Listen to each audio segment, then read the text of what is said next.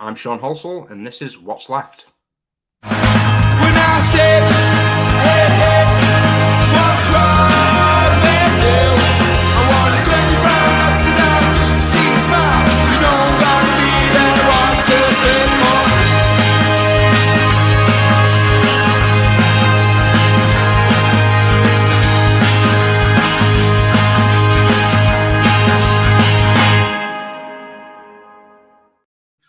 Welcome, everyone. This is What's Left. I'm joined tonight by James Martin and Renee Barnett.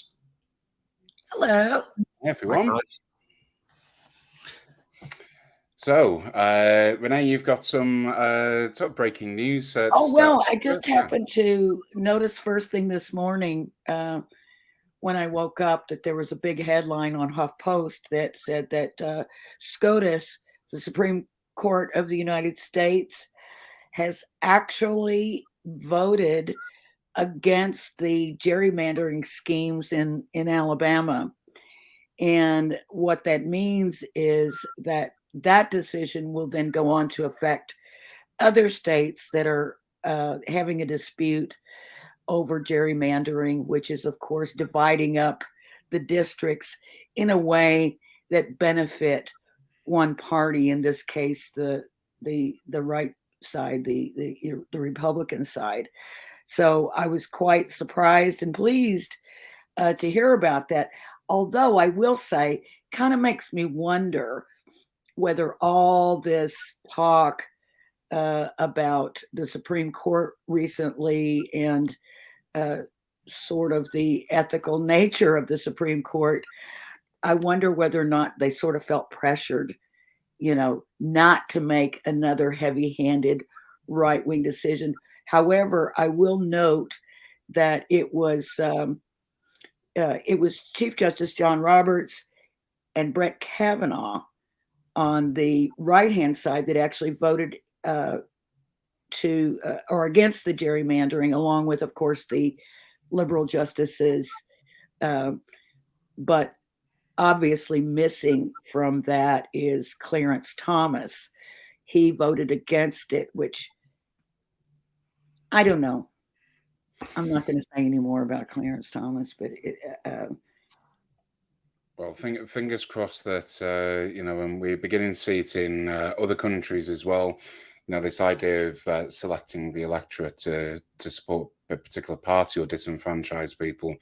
Hopefully, it's a step in the right direction, but time will. Yeah, I mean, the Supreme Court is supposed to be nonpartisan, but of course we know it is not. But anyhow, lots of stuff in the news. Shout out to the people on the East Coast of the United States and up above us in Canada. Yeah, the state of the forest fires in Canada is really now of, it already was of national concern, but is now of global concern. I'm sure anyone who's listening to this will have seen the pictures by now of New York City completely surrounded in a smoke-like haze. In fact, a relative who lives not too far further north, actually, of New York, was describing the smell of Cuban cigars, and he said, well, at least one thing that the lockdown period has given us is masks, because without them, as he was saying, he wouldn't be able to breathe. I just want to do the usual stuff. If you're listening to this on YouTube, don't forget to subscribe. Usual stuff that you hear on every. Hit that like button, please. Hit the like button, everyone. Hit subscribe, and a shout out to our listeners in Canada as well. Please look after Canada and in the northern United States. Although I believe some of these smoke plumes have made it as far south as Alabama. If you're listening to us on Apple Podcasts, Alexa, or Spotify, hello to you too.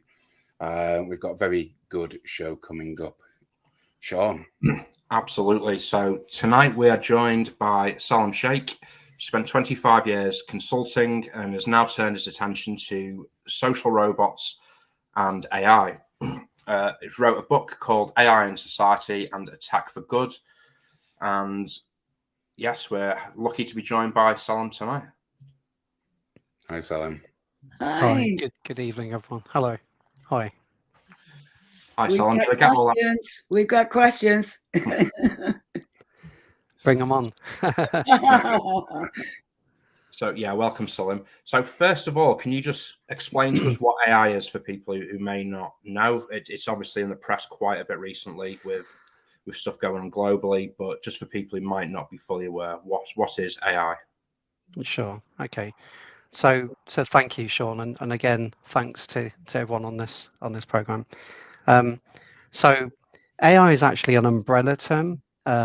AI, just for everyone's benefit, stands for artificial intelligence. We're probably going to, through this conversation, probably emphasize, or at least I will, on the word artificial. But it's an umbrella term which actually encompasses a number of different things.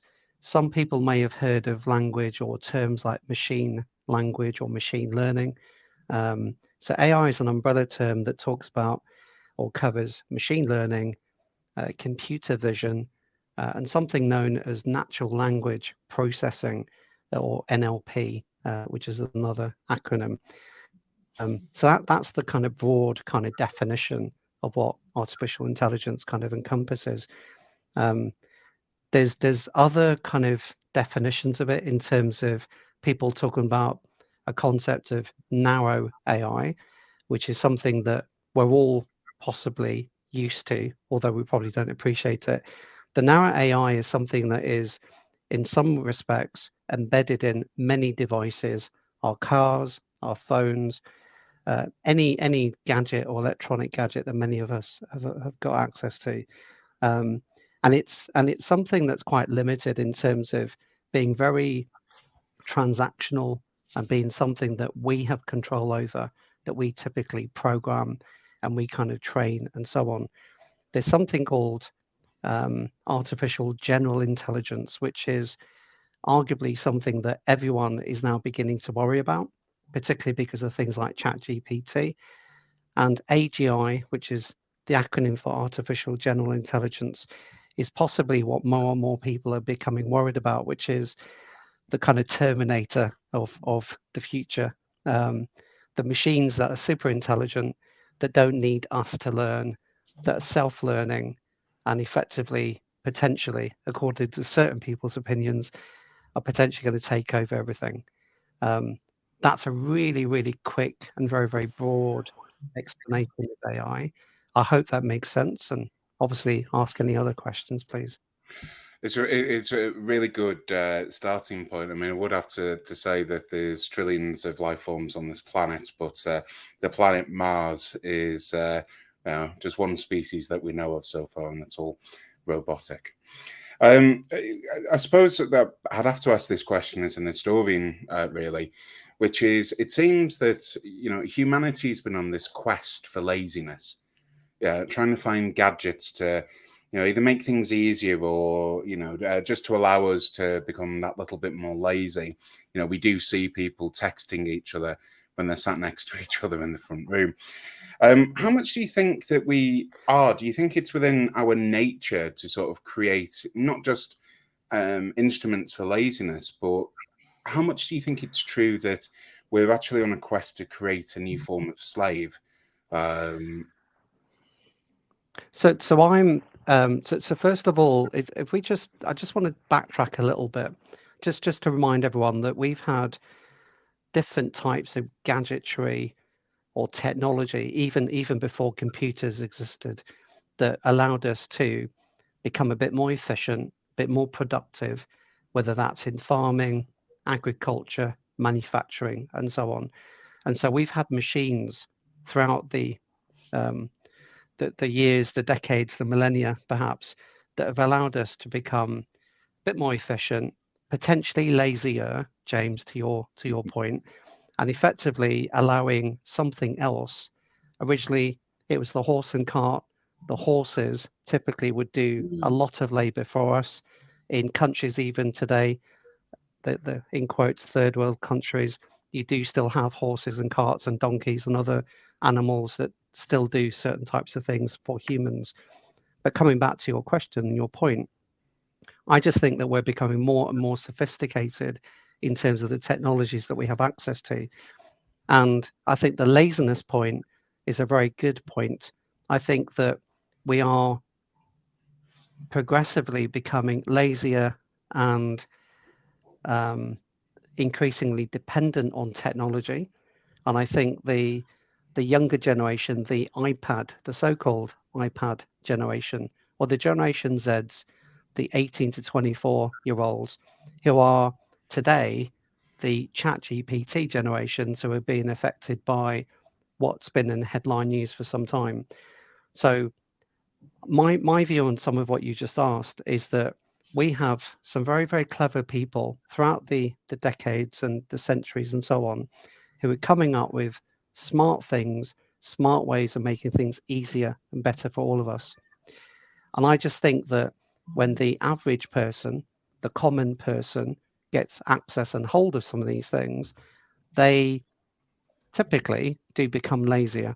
And I think that some of these things are just an unintended consequence of any kind of technologies that we've had throughout the ages. I think one thing that you're kind of touching on is the fact that socially, we're not actually thinking about the effect or potentially even the damage that's being caused to our young people, our older people, and all people across our nation, our communities, and so on. I think we're beginning to give up on many things we used to previously do ourselves that we're now allowing technology, particularly AI, to start to take on and take over for us. And I think we have a choice in how we, in the future, go forward and do something about that. That's fantastic, Salim. Just to roll back a little bit, you talked about artificial intelligence and the need to put the emphasis on the word artificial. Yeah. When does artificial intelligence lose that artificial part? When is it just intelligence? What sort of markers will we be looking at?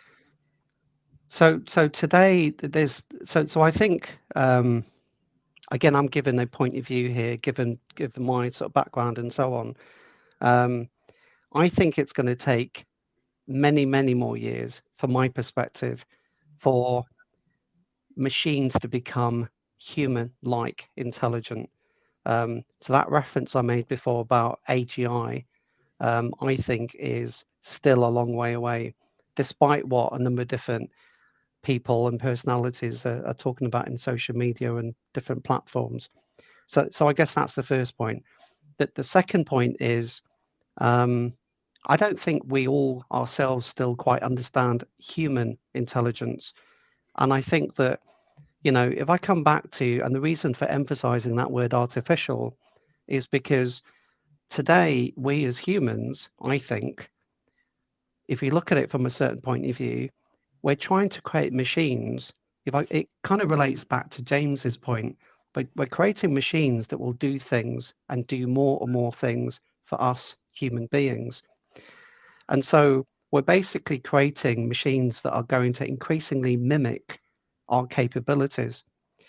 And I think to try and answer your question more completely, we have to work out how intelligent we are as humans and how much of that intelligence we want to keep for us as humans, rather than give over to, or worse, defer to machines in a way that James kind of touched on in his previous question. So I'm not convinced that we will ever have an AI that can do many of the things that I think we all take for granted. And like I said, I'll go back to what I said already.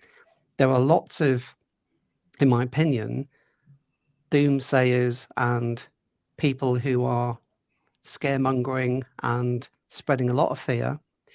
I think we have a long way to go before we get to a point, Sean, that we may have something that is intelligent like humans.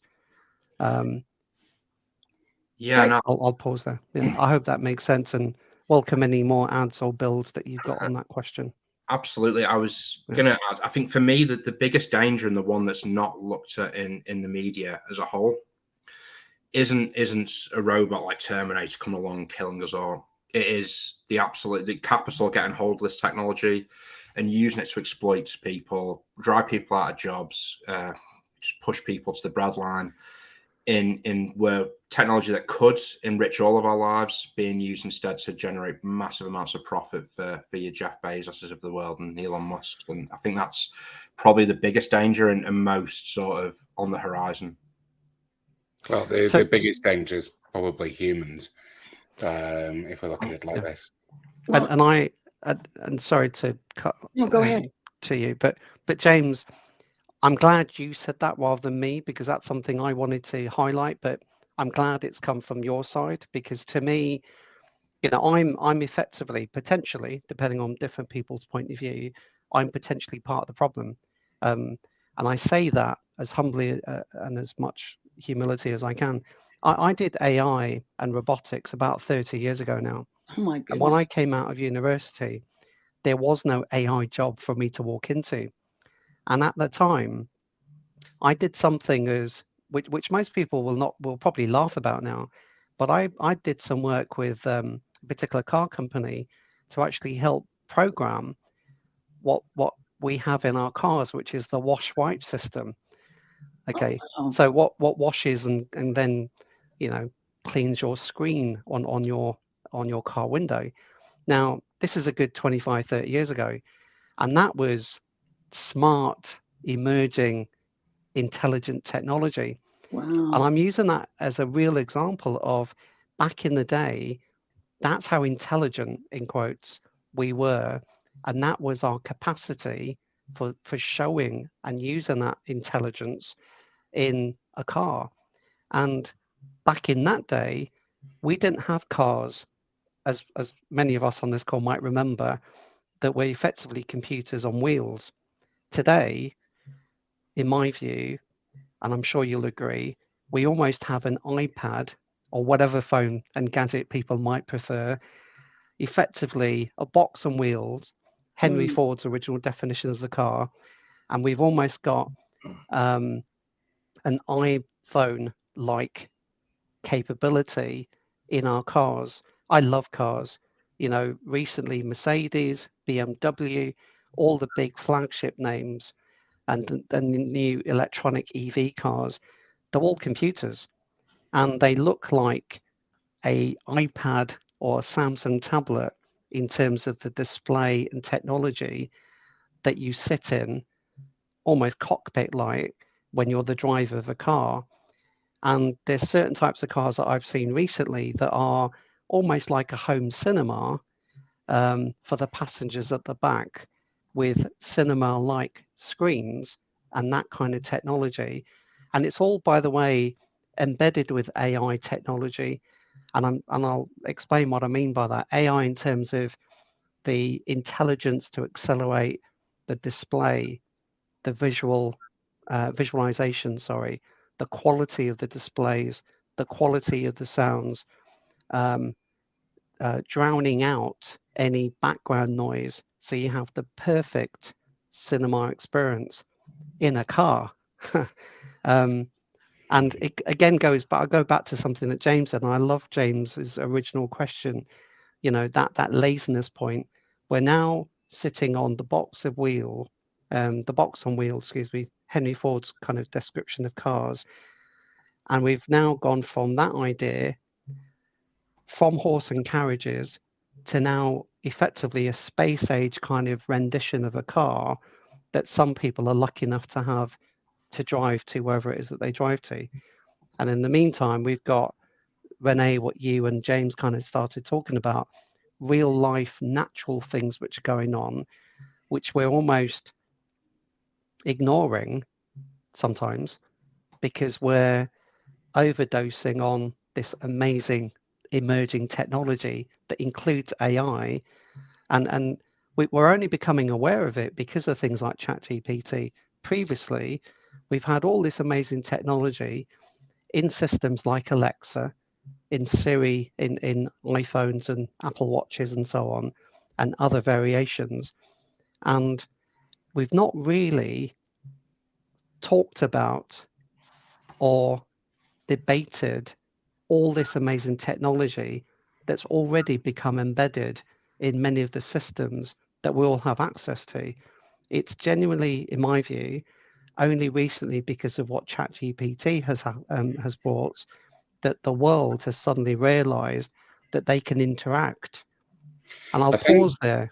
Go yeah, ahead, please. I was just going to say, I know, Yeah. I think Renee wants to come in. I just want to Sorry. make a point, though, which is, in the trade union movement generally, whether you're involved in health and safety in the workplace or you're involved in negotiation, one of the key aspects, we don't call it this, but we refer to systemic risk. I have a phrase, prevention's better than court. We risk assess, we look at the pitfalls of taking one argument versus another. We look at whether or not a workplace should do something differently to prevent. And it just strikes me that I think, excuse me, in the infancy of this, which in a way you've sort of described that we're not really in the infancy. Elements of this have been around for a while. I can well understand people's fears because we see some of the more dangerous sides of this. We don't look at, I know we were talking just before we came on air about some of the social benefits of the ability of lonely people, stemming things like Alzheimer's and the mental health issues that are associated with loneliness. We don't talk about some of the positive things. But what we do see are things like deep fakes. We see now increasingly media reliant on, yes, chat GPT, GPT, whatever, GPT even, and other such things in generating news stories. And there is an increasing element in what we've looked at recently in our social structures, social media, for example, that are we actually genuinely trustful of the person we're meant to be interacting with? Is the news story actually produced genuinely? Because we see it, and this is going to break YouTube, but I'm going to mention it. We see it from everything from porn right the way through to now artwork. And I think that just before these chatbots and other such things, there was this, art, AI generated art and whatever else. I know it still has struggles depicting human beings, but so you can understand why perhaps there's a fear with this. Sorry. I want to. You just reminded me of. So this morning, on normal national TV, both on the BBC One in the UK, and then ITV1 in the UK, at different times this morning, they were talking about AI. And on the BBC, which is what I ended up watching, there was a conversation about, James, the point you just made about the fear, the control, or the lack of.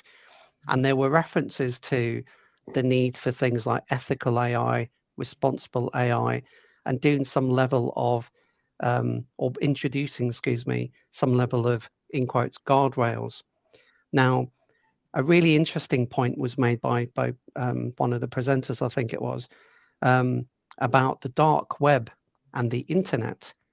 And what struck me is the point, James, you kind of touched on previously, which is if we look at any kind of technology or anything that allows us to move forward, whether that's technology related or otherwise, I think humans will always find a way to bypass any guardrails or checks and balances or ethical kind of considerations and policies and so on that might kind of potentially prevent them.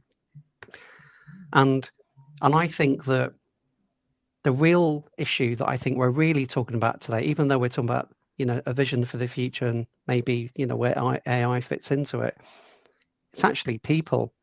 It's common, normal, standard human beings. And I think, Sean, you touched on Jeff Bezos as a good example. I kind of want to take one step back, and I did something a couple of months ago when ChatGPT first kind of came out, and I created an article on one of the social media platforms And it was an imaginary debate between George Orwell, who wrote 1984, and Aldous Huxley, who wrote the book A Brave New World. Okay, and I'm glad that's exactly the reaction that I was, and the smile that I was looking for. So we had these two perspectives, let's say, of what the future might look like.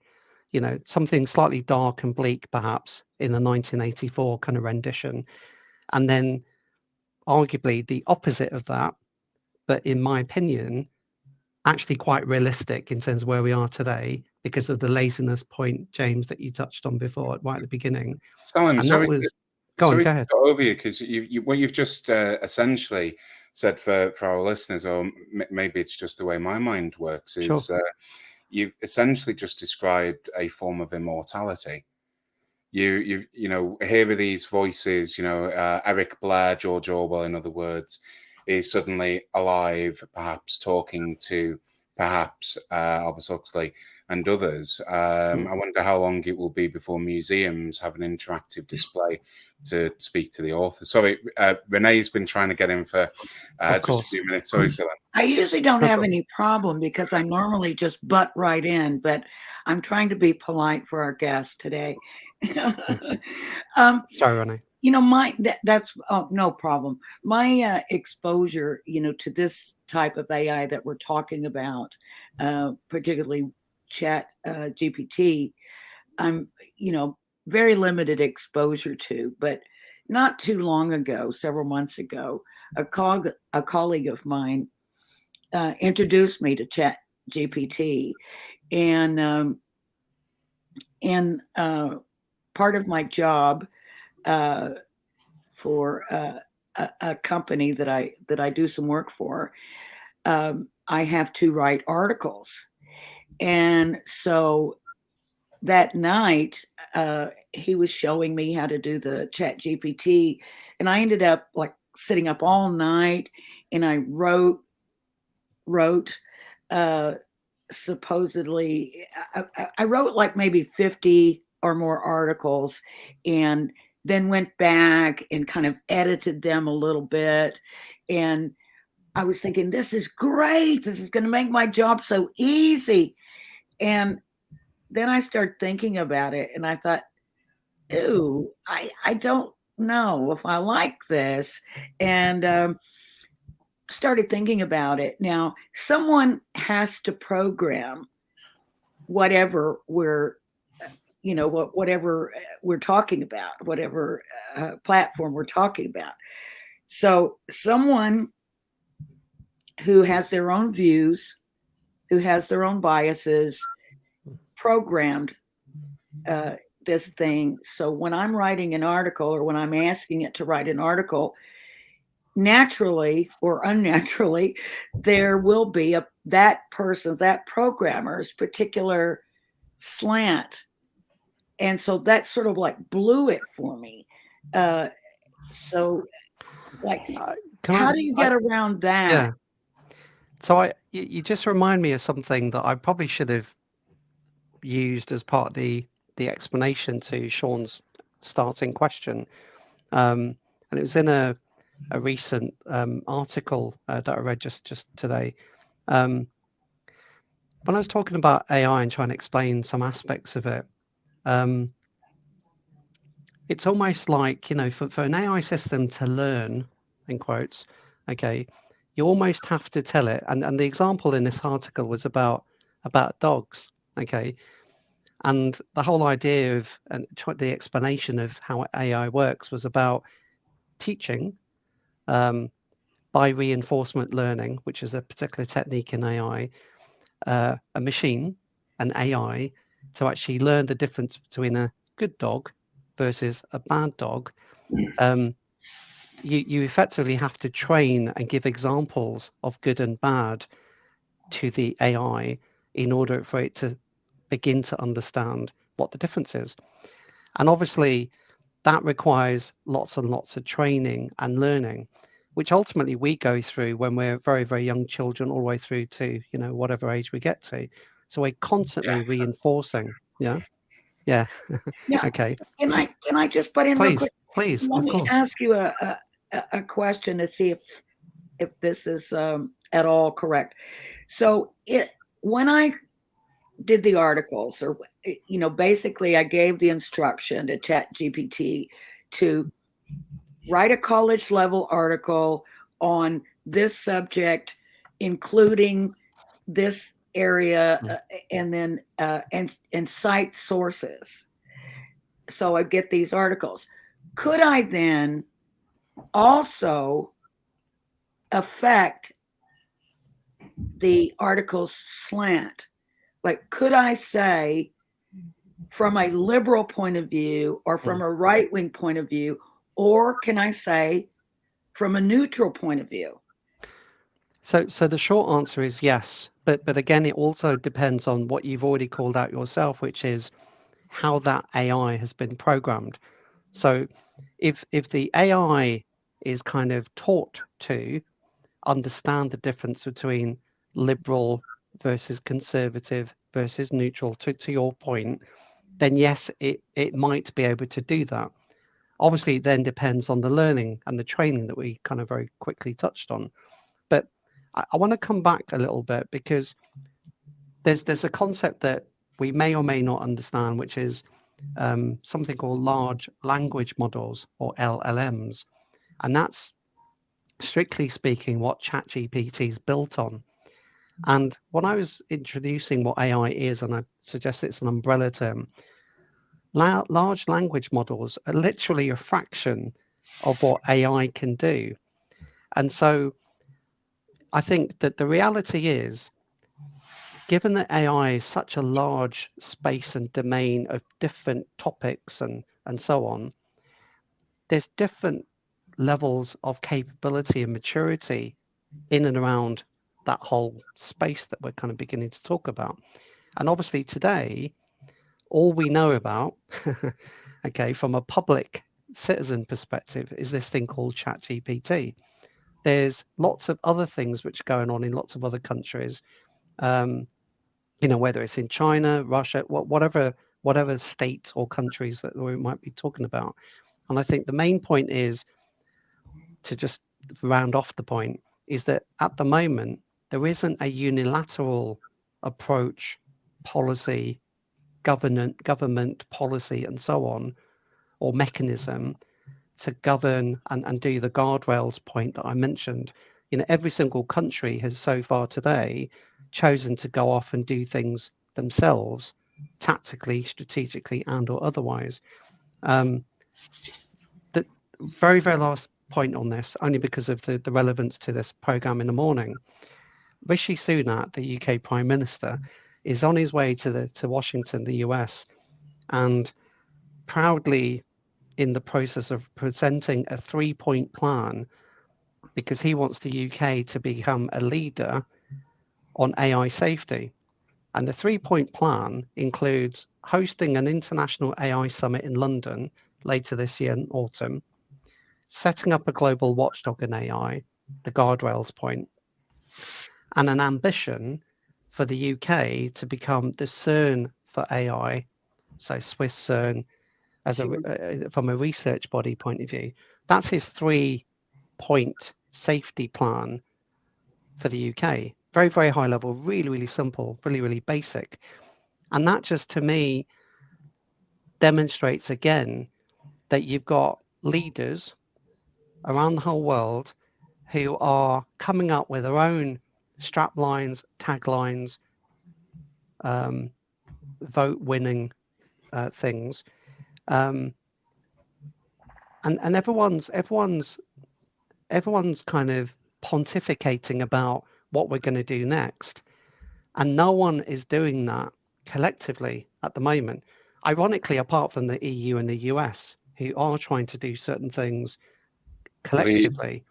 The EU are looking into things like, I know there's been trials in Switzerland of so-called smart cities, and et cetera. I'd just say this, I know Sean wants to come in, but never has it been true of the case that the word artificial and intelligent should be in a sentence always. with Rishi Sunak. But sorry, Sean. I was getting ready to say, well, how long will he actually be there? But I digress. So let's.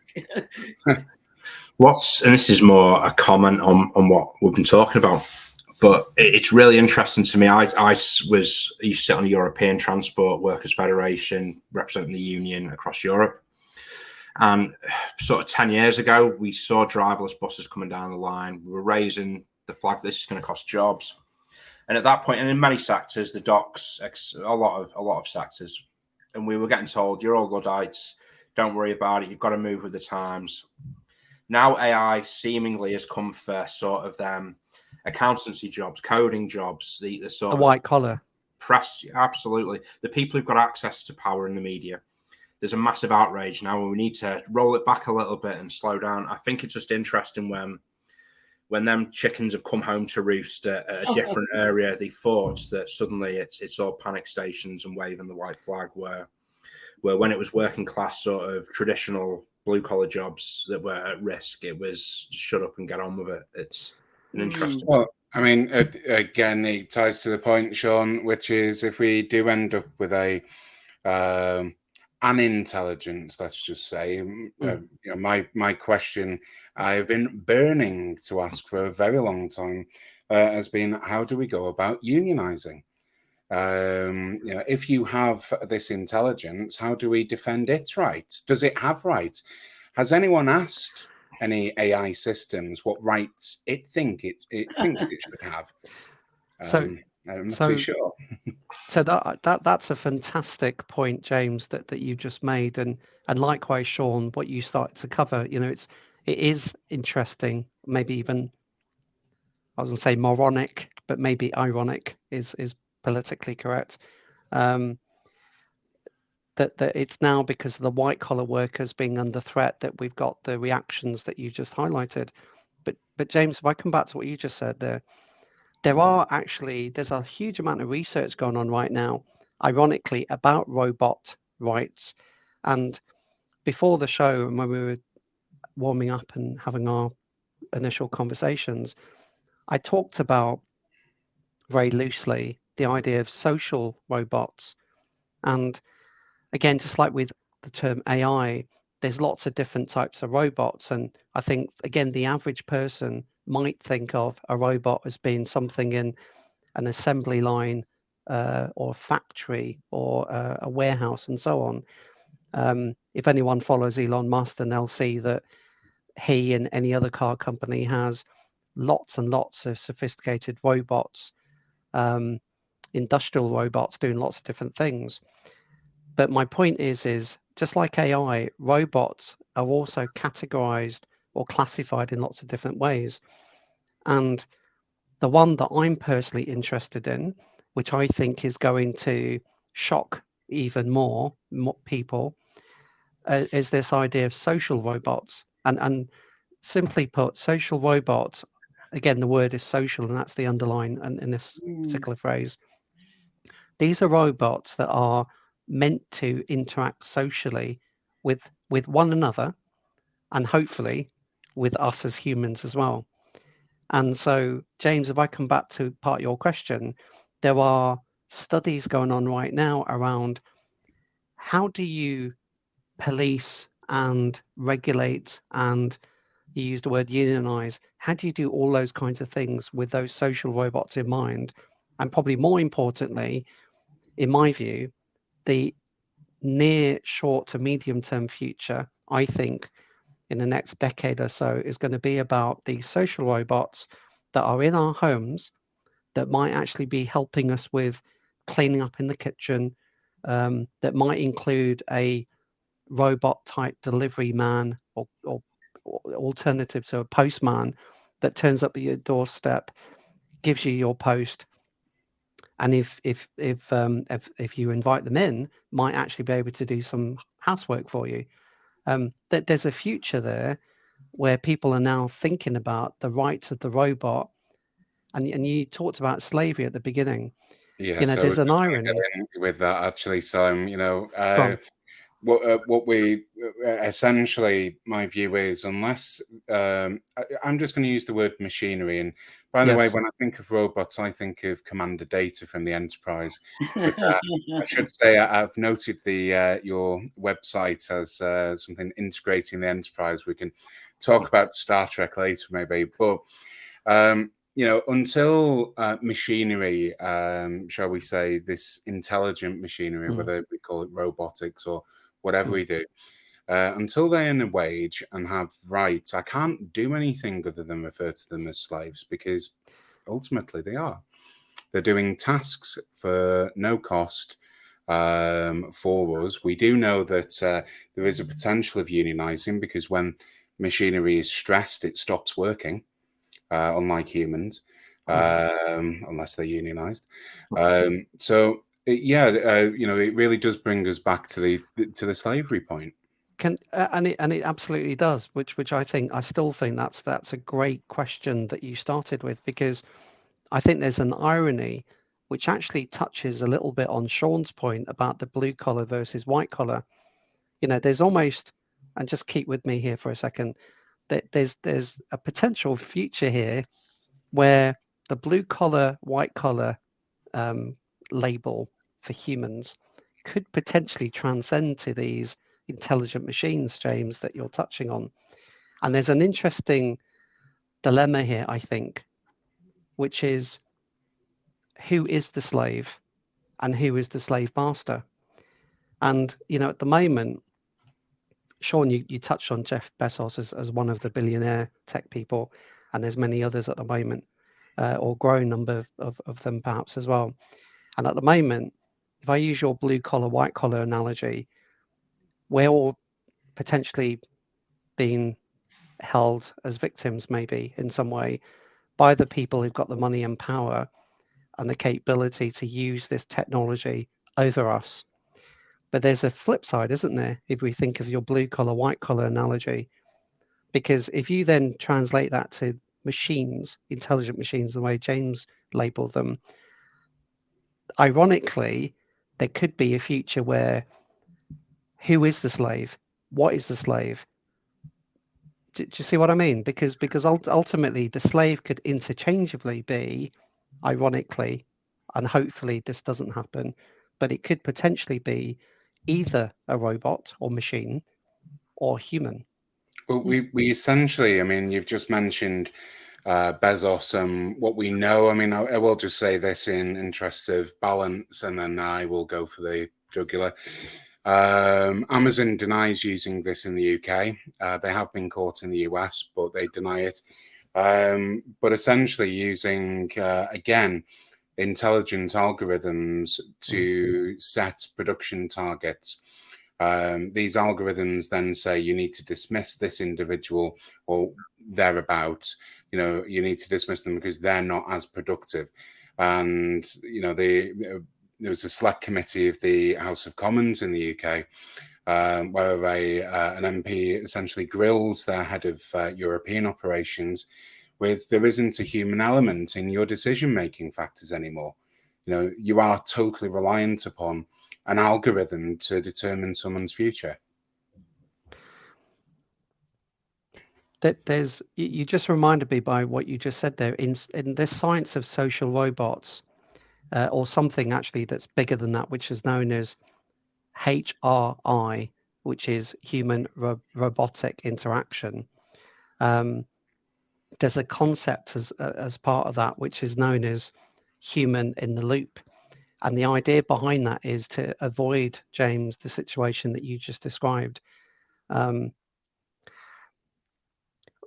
We're going in a very interesting direction, and I realise we've got times ticking. Sorry, Renee. You mind? I'm so sorry, but I was speaking about social robots and things. I saw some sort of a video somewhere on a news program where they had interviewed this young woman. She was, you know, maybe a teenager, maybe a little older, but she had basically an AI boyfriend on her phone that she would interact with. And she said, you know, he said nice things to her. It made her feel good. You know, he was always asking about after her health and welfare. And, you know, it was all really nice. And I guess, you know, part of that is a result of, you know, this electronic age that we live in, this computerized age where, as we mentioned earlier, people are interacting with each other less and less. People are becoming more confined. Of course, I believe contributing to that was the pandemic lockdowns, which I'm not complaining about. I happily, well, maybe not so happily, but I certainly observed them. And so did I had two 20-year-olds. So I was locked down with two 20-year-olds, and they were amazingly wonderful. But I could see that during that time when I couldn't interact, I was doing more, you know, stuff on my phone, on my computer. So what is the danger, do you think, with kids and AI sort of opting out of real life? So I think there are huge dangers in what you began to explain there, and some of that is, again, potentially partly because of our laziness. You know, again, the point that James started off with. I think I read a study recently, okay, and it's actually based as an American study of people graduating from university who are getting married, and effectively, because they're academics and they're professionals and they want to start a professional life, going away and living away from their families and starting somewhere from scratch. And then it's not until that couple had children did they suddenly realize they don't have the infrastructure, the parents, the community that they could fall back on to help with the children and bringing up and doing all the good things that perhaps we might be used to from the good old days. I think we've got to a point where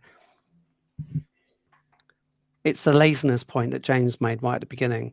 I think that we are becoming more and more distracted by what we need to do as humans in our everyday and increasingly challenging times in our days, in each of our lives, and therefore deferring to this electronic gadgetry and allowing our children, you know, to basically escape and be taken care of. We're almost deferring and absconding on our responsibilities. So I think there's a lot of fear. And I think, by the way, that the laziness point, again, last point on this, is that just imagine what we could have been doing in terms of us as humans introducing and safeguarding the laws, the policies, the norms that we had grown up with, so that we would be safeguarding our families, our communities, our human interaction and relationships. And I think that's something that we're forgetting. I think we're allowing ourselves to be distracted by all this tech stuff and everything else that's going on around us. And we're forgetting, especially, and lockdown reminded us, I think, it reminded me and my family that actually when we had no electricity or gadgets that we could use, what did we do? We went back to default. We actually acknowledged each other. Many of us here in the UK used to stand on our doorsteps and clap or bang pottery and pots and pans for the NHS. In Cumbria, we do that anyway. Sean, I realise you probably have a question as well. Yeah, I was going to say again, and this is a common thread across many of the shows we've done. I'm not sure the breakdown of community is so much to do with tech as it is to do with sort of the way the political choices society's made, and that sort of all your values in the crap you buy, the stuff that you buy and fill your houses with, the car you drive, and how you appear to the outside world. And I think that's where a lot of this needing community comes from, and that drives people to social media, and no doubt in the future to these sort of AI computer programs which will keep you company and talk to you. When the political decisions that can easily be reversed, there's more than enough money around to make sure we don't have to sort of go to work and flog ourselves to death for a very meager wage that at the moment we can't afford to live on. And I think if this is done right, it can absolutely enrich all our lives. And I mean, we don't spend as much time working, but my only fear would be there isn't a political will at the moment, and this capital sort of captured a lot of the political institutions, which would drive the direction we need to go in. I just want to. I realised we're coming up to time, but I just want to. We never. I mean, this is such a big topic, obviously for all of us, and we've literally scratched the surface, I'm sure. But we haven't talked about things like universal basic income to the indirect point that you've just made. And if I come back to your blue collar, white collar point, there are countries around the world. The UK did a part study of this. UBI, or universal basic income, is still a concept that hasn't actually in the trials actually not worked. And I think that if we come back to Sean, what you just said, I think we've given up and we've delegated lots of our responsibilities away to other things. We've got people on social media who've got hundreds and thousands of followers.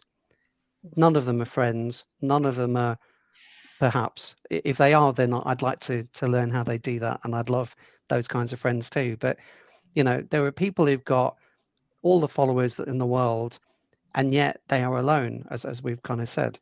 There will be a time where if technology, the intelligent machines that James touched on before, really do take on more and more work, well, have we then actually moved from the agriculture information kind of revolution to the fourth industrial revolution, whatever we're supposed to be in now?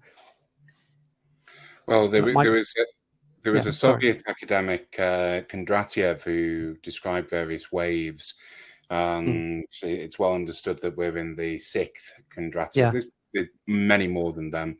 If we extend, it was just to do with his lifetime that he said, well, I've recognized 5, and there's potentially a 6th coming. There's more, This seems to be, the green industrial revolution, if we want, and perhaps leaving the so-called space age into this this great unknown. And I think just as the monks in monasteries were concerned about the print press taking jobs, the nature of work evolves. For me, I think the notion of community, I just really want to emphasize at this point, it does exist in places, but it's not as common as it was. We do use technology for very positive things. I can have a conversation with Renee over in the States within seconds. That keeps us together. It keeps a friendship going. So it's not a negative thing. But at the same time, as you've said, you have the celebration of the individual. I've got 100,000 followers, or I've got 300,000, or whatever it is. That's not bringing people together. That's essentially storing up John Ronson wrote I can't remember if it was a book or an article, how one tweet will destroy your life. And suddenly, someone who had thousands of followers was hated because of the sort of pitchfork mentality that it breeds. So I think community exists. Really, what the theme of this show really has been about community. This could be such a positive thing. As I've said, in museums, actually, and you'll never get the full personality, but perhaps something interactive, if people can actually bother to go to a museum and see stolen goods. If you go to the British Museum and what have you, it could be, it could help people who have anything ranging from ADHD perhaps to other learning needs. There's all sorts of positives, but I think that and sort of last point really from me on this is I think the fear is well placed. I think the opportunity is rarely discussed because fear sells stories, hope doesn't. But I think if we're going to jump into this new world, we need to understand what the risks are. Risks are not based on fear. Risks can be based upon hope also. For example, if time travel is invented, probably not a good idea jumping on the Titanic, for example, but how exhilarating to see it, if you see what I'm saying. And Salim, you were also talking just before we came on air about a furry-hatted friend. I think Sean wants to come in, and maybe you can just explain that very briefly to us. Yeah, Salim was showing us one of his social robots before that he was demonstrating down in London. So do you want to talk to us a bit about that? And I think we'll probably have to get you on again, Salim, in the future to talk probably more about that and maybe give us a demonstration. I want to talk to the robot next time. Yeah, no, listen, thank you very much, and I'd love to, and I'd welcome the opportunity. So I was talking briefly about a particular social robot. It's actually one of the most unique social robots on the planet right now. It's a projection-based robot. It's a social robot. Some of this information's on my website, and I know there's information that you guys have on the show that kind of explains that. But very, very quickly, it's a lot more than this. But it's imagine having Alexa as an example with a face that can actually interact with you and actually hold a real conversation. That's effectively the technology that I was talking to Sean and the team about before we came on air. And the robot itself is known as a fur hat robot. That's it just happens to be the name of the company. I'm the UK partner reseller in this country, and my goal is to actually bring it to schools and businesses. And my priority, in the way that we said right at the beginning of the program, is to try and find a way for all people, regular people, to actually touch and feel and actually try and make sense of this stuff for themselves, potentially with me trying to help with that, so that whether it's young people or older people, they can directly themselves demystify some of the stuff that we've been talking about in the show. So I'll end there, but yeah, Renee, like you suggested, would love to bring and maybe have the robot do stuff like you suggested. We will definitely have you back if you would be happy to join us. And as ever, the hour blinked, you miss it. Salim, any listeners can go to ite.ai. That's the name of the website. If you've been watching on YouTube, you'll have seen it on the scroll at the bottom. So I suppose to wrap up, the usual question, what's left? I'm just reminded really from the start of the show where we were talking about forest fires and the destruction of our environment and the destruction essentially of many species around this planet. That is something that we need to be focused on. But we've just spent the past hour also perhaps talking about the emergence of at least one new species, and that might be worth our protection too. For this evening, I'd just like to thank Sean Halsall, Rennie Barnett even, and Salim Sheikh. It's been what's left, and it's been good fun. So from me, I've been James Martin. I'm Sean I'm Renee Barnett. Bye, everybody.